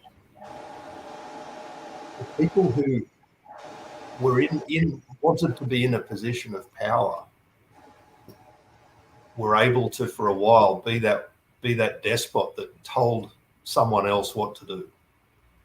And so we saw that right through society. The 21-year-old girl at the hardware store got to absolutely tell these powerful people that might run businesses or be even famous to actually put a mask on, or you don't come into the shop. Mm-hmm. And when you understand kind of that entitlement and that fear, the egregor was alive and well right through that time, and including in people who were fighting against it. There were some people that were really angry about being asked to wear a mask or being asked to get vaccinated. And another story, I took a trip down to Tasmania in the peak insanity. And I remember they had a whole, a marquee tent set up outside the airport to process people and test them. And, I'm the only one in this line. The plane was probably 150 people, and I'm the only one without a mask on. That must have been awesome, though. Yeah. I was kind of walking around like Jim Carrey in Ace Ventura. That was the kind of energy you had to bring to kind of just get through this, because all the energy was in the other direction. Anyway, the lady down there was really nice. She said, they might ask you upstairs to put a mask on. So just be aware of that. Anyway, I had this when I got upstairs to the airport level, where you would eventually catch a cab. This older guy ran over and he said, "Oh, sir, I'm going to need you to put a mask on." And I said to him, "I've actually got an exemption." And he just stared at me for about 2 seconds, and I just said, "Oh, do you need to see it?" And he looked into my eyes. He said, "No, I can see that you're trustworthy." And I said, "Oh, thank you." And then he was about to walk off, and he turned back and he said, "Oh, can I just say thank you for not getting angry with me? Most people who don't wear masks they're always yelling at me. They're really angry." And I thought, these were all really cool little lessons about the mind virus was attacking everyone in every direction. Tim, this is go ahead. When you're done, though, I want to tell you about what I'm struggling with. Yeah, I was going to say, we don't always succeed. We don't always pass these tests. But if we can mature through them to get to a point where we're, on an upward trajectory, then that's kind of what we're doing collectively as well as individually. Go ahead, Beer. Well, the work I'm going through right now is me understanding trauma, and particularly the trauma that was inflicted on mankind because of the COVID and the lockdown and the pandemic. And it doesn't matter which side of the mask or not mask, vax or no vax, it doesn't matter. There's trauma on both sides. And one's not easier than the other. So I had to live through the trauma of watching my loved ones turn into compliant zombies. And then the trauma of them being scared to death of me. And then they had the trauma of having to get together and try to figure out what to do with me and my wife for every holiday, because we were the only ones who weren't jabbed and masking up and any of that. And it's just an understanding. And when I was working with Theo on this, and he's giving me shock trauma, it's going fast, but I said, I was so proud of myself. When I was in my 30s, I drove like an asshole, like I was important. Then in my 40s, I decided I'd become a really patient, kind driver, and I did. I wave everybody and smile, big wave, yeah, go ahead. And now that the masking thing happened, I'll be sitting there and some moron is sitting there in the car by themselves, wanting in, wearing a mask. And my first thought is, I don't want to let a moron in front of me. Now I'm back to the same judgmental piece of shit I was 25 years ago. And I'm like, well, I haven't certainly matured a whole lot, have I? And Theo said, well, that poor guy's sitting over there in abject fear. Why didn't you pity that guy? Who gets into a car by themselves wearing a mask? Somebody who's scared of breathing. Yeah. That's interesting, Scott, that you say that. And even playfully, you talked about going back to being that piece of shit you were 20 years ago. Even that's an egregor. I know, but I'm just being honest about it. Yeah. One of the second games I mentioned right at the outset of the call, we were playing the game of self-observation where we were looking at thoughts. The next game we played a few months later, we actually played a game of perfection. And that was what we called it, where we just had to declare everyone and everything perfect, no matter what was happening. And that was pretty wild as well, because it's like, right, there we go, booked for speeding, perfect.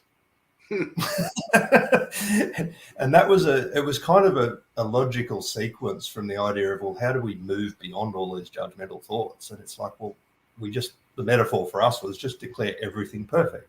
And it was kind of there where we understood that was where, what if all conflicts bring a message? And that message is actually kind, because it's showing a bit where I'm still stuck.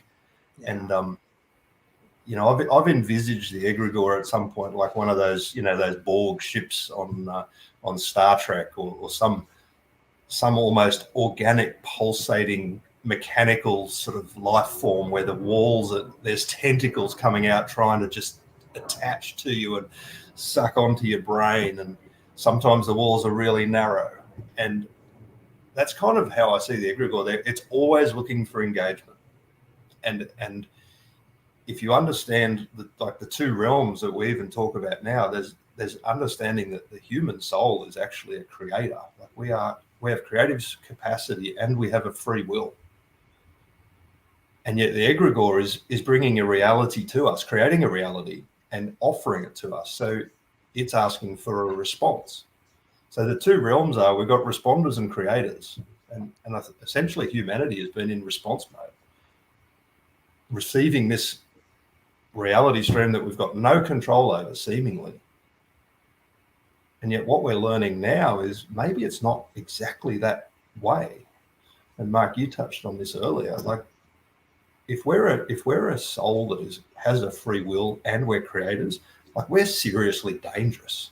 Yeah. You want to you've still got if you're not mature, you're going to lock that bad boy up in a matrix or some kind of mind prison until it can mature, learn some lessons, and be released. Oh, wow. So it's not even like a prison. It's like a grade school for our soul. Maybe. Like that's kind of way to put it that way, Tim. Yeah. Wow. What if we're in a galactic university? Tim, I want to ask a question, Tim. First of all, I just want to say, like, it's an honor and a blessing to know you. And if it weren't for all these people, especially Beer, for bringing us together, like, I don't know how my life is this now where, you know, guys like you are in it, but I'm eternally grateful. And honestly, the late night parts of the calls with Scott, when, you know, Scott's nodding off and a few people are left, it's usually when I get to have some great conversations with you. And every single time I talk to you, I'm like taking mental notes, and I've learned something, and like, I just feel blessed. So I want to know, like, what's your earliest memory? When do you first remember seeing Behind the Veil? When did you remember you that little whippersnapper who challenged the entire Matrix? Was that muffled for somebody else or just me? Yeah, his no, mic goes in and out a little bit. Sorry, just ask that again, Mark. Sorry. What was the age? Can you hear me now? Yeah, it's not your distance to the mic. It's just your internet connection. Just say Oh, it. my internet. So of course, see, I had the good question, and the demons are interfering.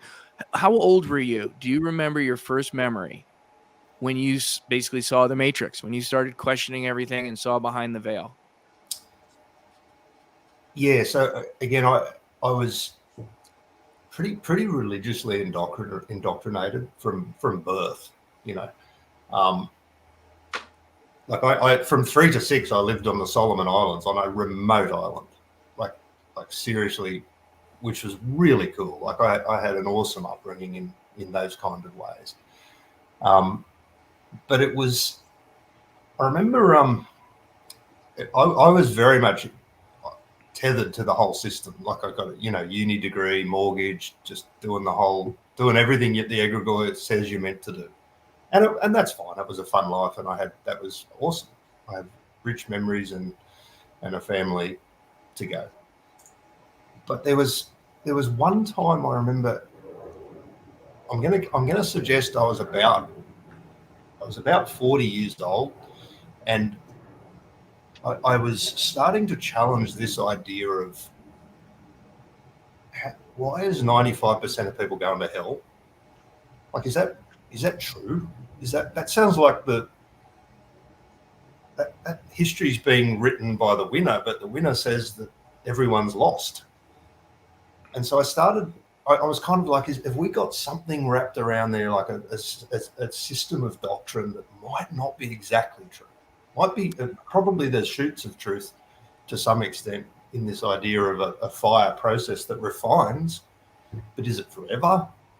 Like, and for me, because I studied the Bible, I'm kind of going, well, hang on. It was prohibited to torture anyone with fire in the Old Testament. That was like likened to Moloch. So God essentially said, well, you're not to torture by fire.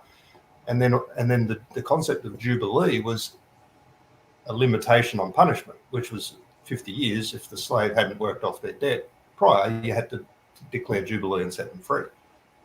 And I remember just going, so given that that's a law, is God then punishing everyone through eternal fire and actually breaking the 2 commandments that, in fact, we're meant to live by? So that was my first, as an adult, I'm talking. I probably challenged things a little bit as a kid. I don't have a memory of challenging it to the extent that I kind of did when I started to explore that. And then I had a moment where there was, I won't go into the detail, but there was a series of life circumstances in 2010, including the loss of a business and some things that we were attempting to do overseas, and it all just fell apart.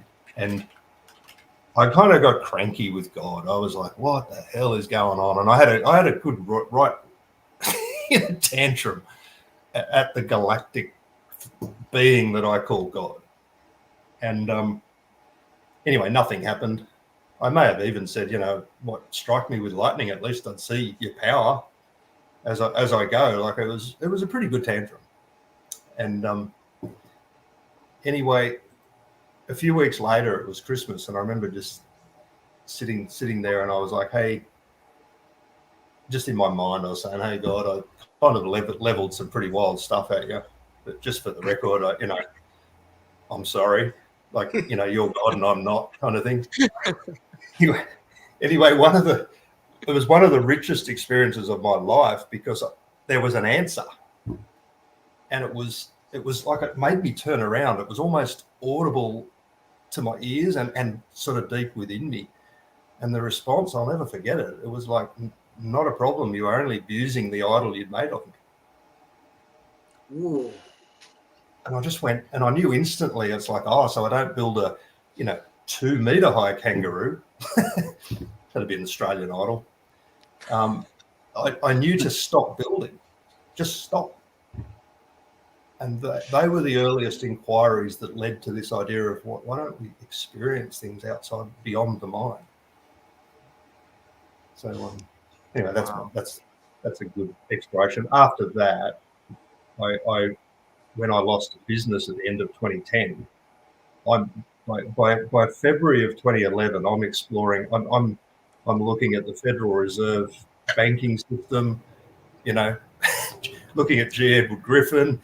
I'm looking at why it's a corporation. Of course, I'm challenging the religious industrial complex. I'm relearning everything I kind of used to believe about that. Pretty quickly, I was starting to challenge the pharmaceutical industrial complex. And I remember that day was pretty cool. I was parked at some lights, and I looked at, there was a big chemist, and there was a massive photo of this chemist's head, and he had a beautiful smile on his face. There was a picture on the wall, and he said, "With you in sickness and in health." And I just went, "No, you just want me sick," and kind of these revelations that we've all had in more recent years. But yeah, they were threshold moments, and yeah, changed how I eat. I haven't been to a doctor for 15 years. So that was kind of my pathway to challenging all these norms that I was very much locked up and committed to be fair. Wow. I'd like to give the other two guys a chance while we have here, Tim. Smart Paul, let me unmute you. Okay, I think I already did. Do you have anything? If you ever had one question for Tim, what would it be? Do you want to buy a lawnmower? You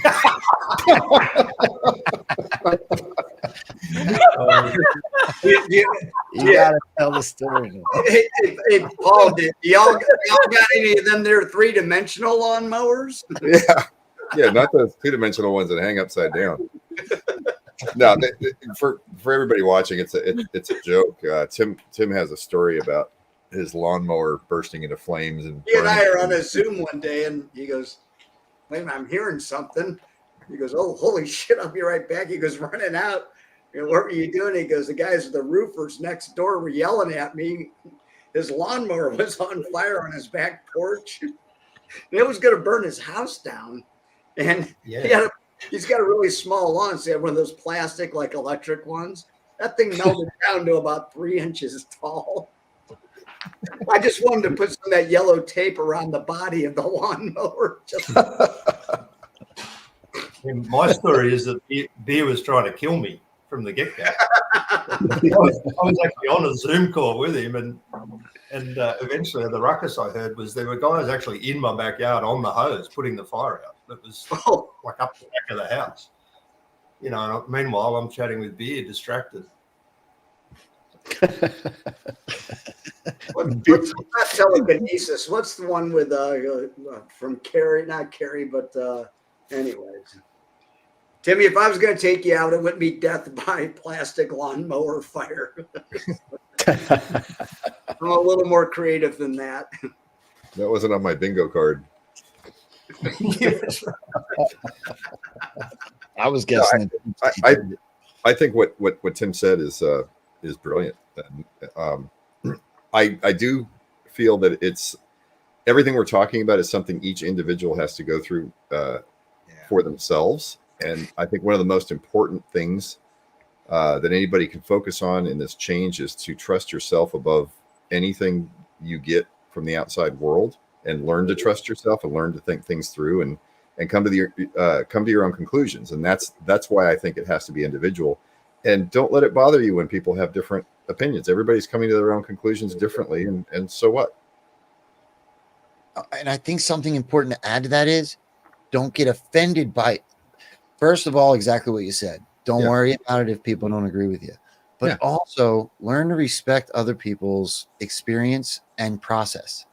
Imagine that. I mean, you don't have to hate on people that have a different opinion. Thank you. Yeah. Even if it's stupid. Yeah. Yeah, in fact, you can use it as amusement. Say, "Oh, that's interesting," or as I like to say, "That's very funny." Some days I repeat this term over and over. Control your mind and protect your. I'm doing it backwards now. You got me all mixed up. Control your urges. Protect your mind, control your emotions. I say it over and over. Protect your mind, control your emotions. I do it fighting with Kim. I literally do it fighting with Kim because I will feel myself starting to get angry. And I'm like, no, protect your mind, control your emotions. She's an emotional being. And I have to go through that process to not lash back out and realize that it's just an emotion and the emotions don't have to be in control. Amen. Just don't try to tell that to your girl because they don't want to hear that. Hey, honey, here's where you're wrong. And that's how it Try started. telling her to calm down. That always works. Oh, yeah. That's worked for me in the past. So many work so well. If a man says something in a forest and there's no woman to hear him say it, is he still wrong?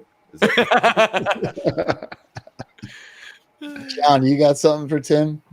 I know so much about Tim. My question is this. Are we the only two guys right now between all the viewers and everyone else, the six of us, that actually like Vegemite? I love Vegemite. That was in the comments earlier too. Yeah, I do. There's nothing better. I can sum up Vegemite in one of his honest offhand comments.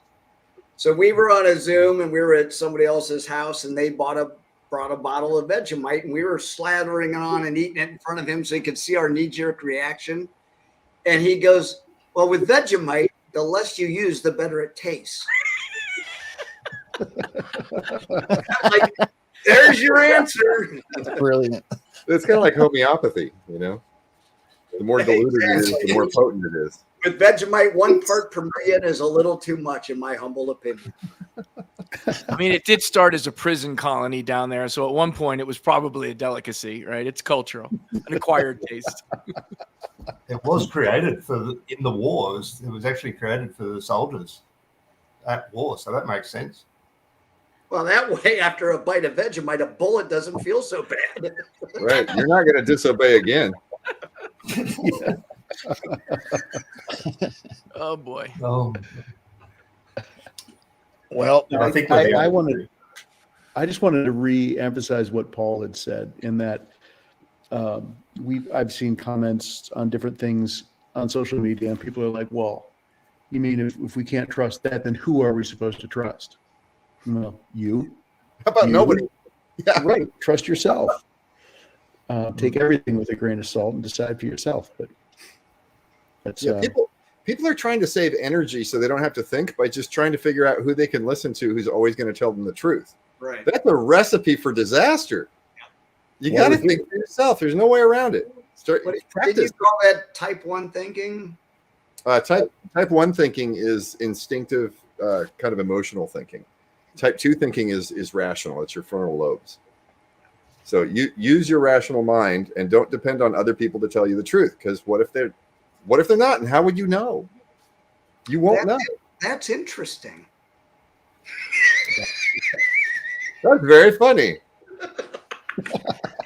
I know it's not as easy as it's not as easy to do as it is to say. However, when the podcaster comes out in me, I feel like a free thought process is kind of a cheat code, right? There's 100 shows out here talking about the same news story and giving the same response because we're all feeding off each other. I mean, it is the egregor like you're talking about.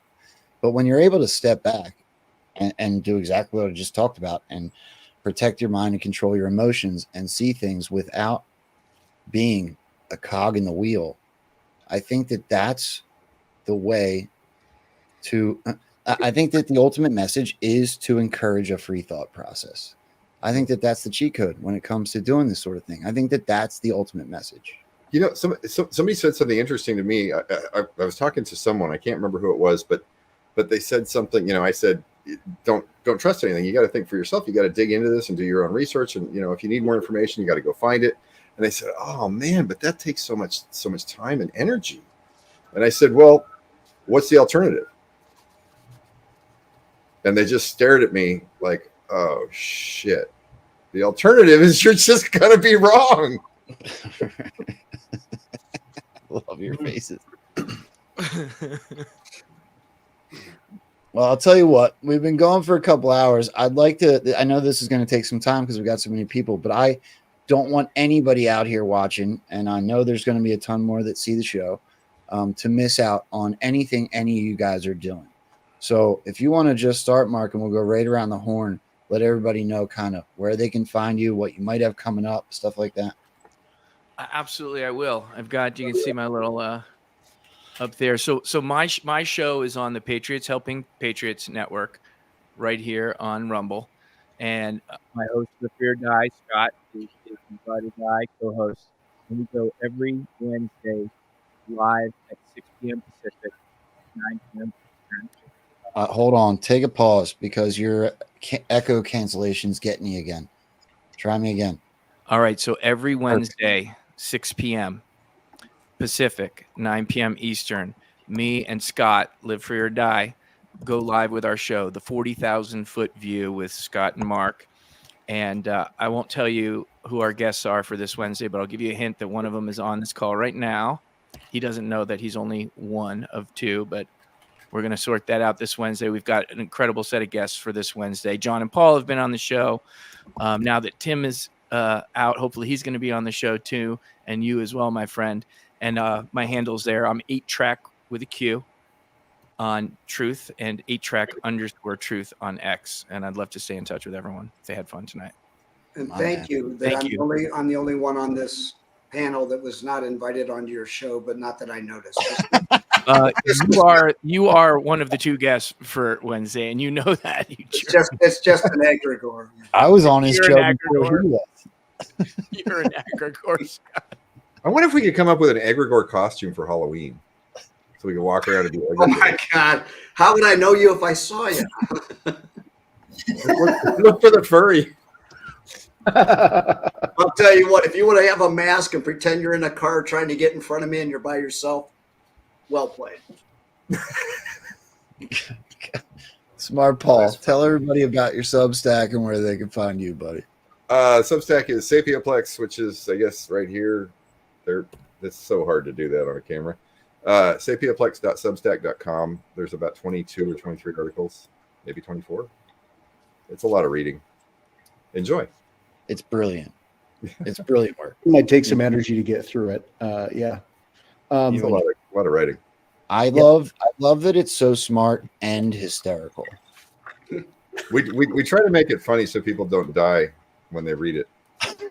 No, I'm not blowing smoke up your skirt. You're one of my favorite writers. I mean, it's like you'll get my brain really going to something deep, and then the next sentence I'm laughing out loud.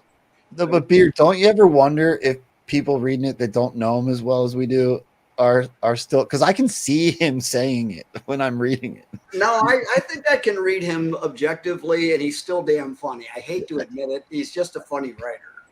Yeah, I agree. He's the king of the There's a reason for this. One of my biggest pet peeves is political correctness. I just like for example, saying the wrong word makes you a bad person. It's like a grunt. We're animals. We make noises to communicate information. What makes one type of grunt bad and another type of grunt good? You know, this is an egregor. This whole societal political correctness thing is an egregor. Let's kill it and say really offensive things. Exactly. I love you. Love it. All right, Beer, you got the spotlight, dog. Who can work under that sort of pressure? You. Please find me and my friends at, well, it's right there, magazine.us, and follow us on all social medias as at MAGA_scene, SCENE. If you're on here, you probably already follow me on Twitter. I think I'm at Scott Z Patriot there, and on Truth at Scott Zimmerman. How's that for doxing? So anyways, and by the way, for all of you listening in, building hives like this was the greatest thing I ever did. And I knew that when Q doxed me, we were all going to be okay. And so I just decided to dox myself to the world. And you guys should, if you've not been on my Friday night Zooms, be very jealous, because I've got the best hive on the planet. By that, I mean friends that are not only brilliant, but just the nicest, kindest people on the planet. And I'm very blessed. So did we all meet each other as a result of beer? I think we did. I for sure did. Yeah. Absolutely, Yeah. we did. Yeah, I think Absolutely. Scott, you're responsible for bringing all of us together. So I created my own egregor. It's my own egregor, but it's a damn good one. Well, I want to add something to it though, because well, we talk so highly of it that like people probably are like, well, that stinks. We can't be part. Anybody can do what beer did. Yeah. Yeah. You can literally. That's what this movement is about. Mine started with me and Tim, and then the Vigilant, my best friend of 40 too many years. I go, you ought to hop in with me and this wackadoodle from Australia. We have great conversation. So he popped in. Then one day, Tim and I sneezed, and we looked up, and there was 35 people on the screen. But I highly encourage people to network that way. It is brilliant. I highly encourage people to start their own and intermingle between other groups. And it is literally about unity. I love it. And that is the last thing I want to say. One of the main reasons I started Magazine was, the rising tide lifts all boats. I'm trying to build bridges between hives. And so that's all I'm going to say about that. But my long-term plan is that all Anon should be working together for the common good of the Great Awakening and bringing light into dark. I couldn't agree more. Well, just because we're going in a circle, burn notice. Tim, do you want to tell everybody about your book and about your Substack and anywhere else they can find you? Yeah, so the book is on Substack. It's Feeding the Egregor, EGREGORE .substack.com. And I'm at kind of my burn notice. The other persona is Burned Spy 3434. So BURNED SPY 34.substack.com. And on Twitter, So I can am actually Burned Spy 360. So this is what you're looking for on Substack: Feeding the Egregor, opening remarks. But it goes into there's multiple articles here and the book, like you said. It's a 4-part book. Yeah, and I'm not all the way through it yet, but it's brilliant what I've read so far. Awesome. JFanon, do you want to chime in? Yeah, well, I feel like half the man I normally am on these shows, because you can't see me. It's been a little less interactive, but you know what? I don't have any pants on right now. My handle on X is JF_Anon, JFanon on Truth. Paul and I collaborate on a lot of the Substack articles that's out there on Sapioplex. I'll throw all that stuff in the comments on the Rumble. In fact, I was kind of half typing it up so as this was going along. But the whole thing about these hives. So without Scott, I wouldn't know any of these guys on the screen right now, and I probably wouldn't know so many of the people that I know and value and love that are in the chat. And it really is amazing. Scott, you are a networker par excellence, and the way that you put people together has made a huge impact in my life. So thank you for that, sir. Hey, if you got enough super glue and duct tape, you can put a lot of people together. Yeah. No, this is great. I mean, I'm all these people in the chat. I know so many of them because they're on these calls, and it has just added so much richness to my life. So, and of course, Paul is one of my best friends now. So, reciprocally, yeah. I'll be really busy at work, and these two will start texting in a group text, and I'm like, I'm like trying to work, but I'm trying to read at the same time because they're cracking me up. And then I look away for 5 minutes, and there's 75 messages, and then I have to try to catch up. And I'm like, God, I can't do it. I thought, isn't it the saying, idle thumbs is the devil's workshop? It's mostly just like dick jokes and Ball sucking shorts. ball sucking shorts. Yeah. Almost made it to the end. I was holding my breath. I couldn't. When he said he was half the man he usually is, I said he's definitely not wearing the shorts. And then he said I'm not wearing pants, and I was like, there it is. There it is.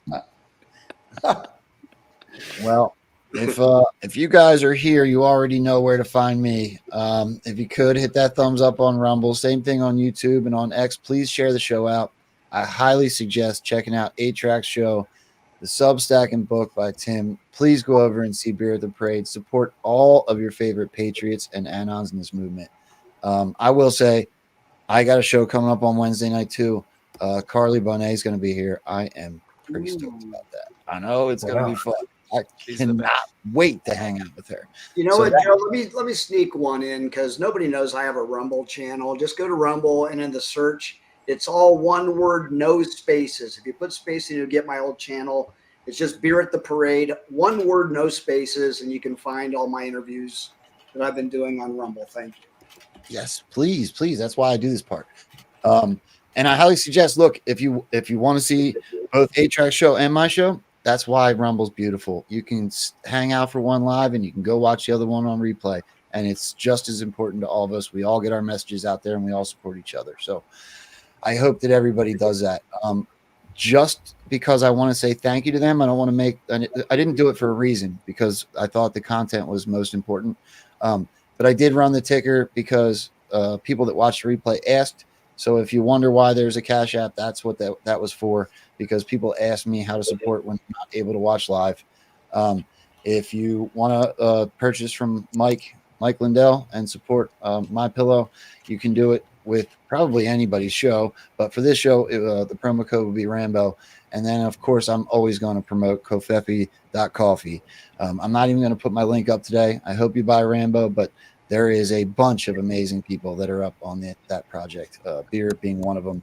8-Track, right, is the one of the founders of the whole website. So yeah, 8-Track, you built that amazing website, and you built my amazing website. Where do people find you that want great marketing? Oh, thank you for bringing that up. I've rebranded now that I'm in my new life, and it's parallel8media.com. So the word parallel, the number 8, like 8-Track, media.com. If you're interested in working together, you can fill out a form there and I'll get in touch with you. Thank you. Well, I want to say this to every one of you. It's been so far an absolute pleasure and honor to know everybody. I could not be more grateful that you came and did this with me on Rambo and Frens. It means the absolute world. I plan on sending a copy of tonight's show to anybody that wants it, so you can post it on your channel if you'd like. And I want to thank everybody for hanging out through some of the technical issues. I don't know who did it. I don't know if they were trying to silence the conversation or not, but that's what you get. It's the lovable thing about doing something live. So I hope you guys all appreciate the hard work that every single one of these gentlemen are doing. There he is. We finally get to see your face. I wanted to show the hat again. Now it's working. Now it's perfect. Now we got to do a third hour. Aim the camera down. No, don't do that. Don't do it. All right. Well, this has been amazing, guys. I hope that we can all do it again, whether it's one or two people or we do a whole roundtable again. This has been quite an experience for me. I am super grateful. I hope everybody in the chat appreciates it just as much. So, thank you, brother. Yeah, absolutely. So you guys are gonna have to bear with me because resetting the whole computer. Love you guys. No homo. No Diddy. No Diddy. I love Diddy. I love Jim. Take care of yourself, mate. They also use the term pause, which is hysterical. All right, here's the outro. All right, guys, much love. We'll see you on the other side. Love y'all. See you guys. Peace.